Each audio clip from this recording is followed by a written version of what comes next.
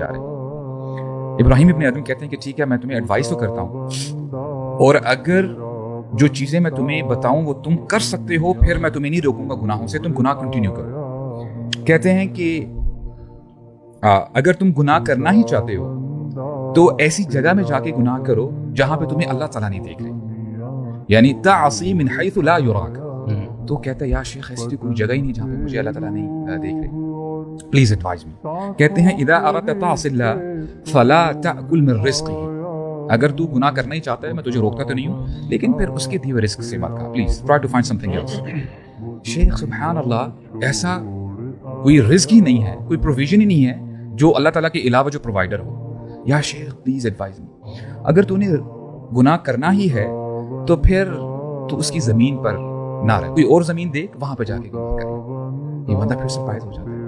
और फिर इब्राहिम इब्न अदम कहते हैं कि देख तू रह उसकी जमीन पे रहा है, उसका दिया हुआ खा रहा है और तू छुप नहीं सकता उससे, तो फिर तू गुनाह क्यों कर रहा है?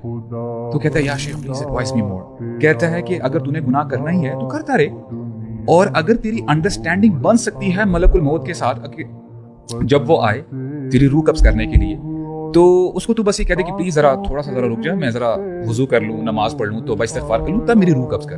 अगर तेरी अंडरस्टैंडिंग हो सकती है तब तो तू चल और अपने गुनाह को कंटिन्यू कर। तो कहते हैं कि शेख ये भी मुमकिन नहीं है। और फिर एंड में क्या कहते हैं? कहते हैं कि क़यामत का दिन होगा, तू गुनाहों से भरा हुआ होगा और तेरे लिए ये फैसला हो जाएगा कि तूने जहन्नम में जाना है। अगर तू वहां पे फरिश्तों को रोक सकता है कि नहीं जी मैंने नहीं जाना जहन्नम में, तब तू गुनाहों में कंटिन्यू कर और तू गुनाह करता रहे। तो फिर बंदा ये जब सुनता कहता कि हस्बुक हस्बुक, कि शेख मैं कोई चांस नहीं है, मैं अब तौबा करता हूँ, मैं अब तौबा करता हूँ।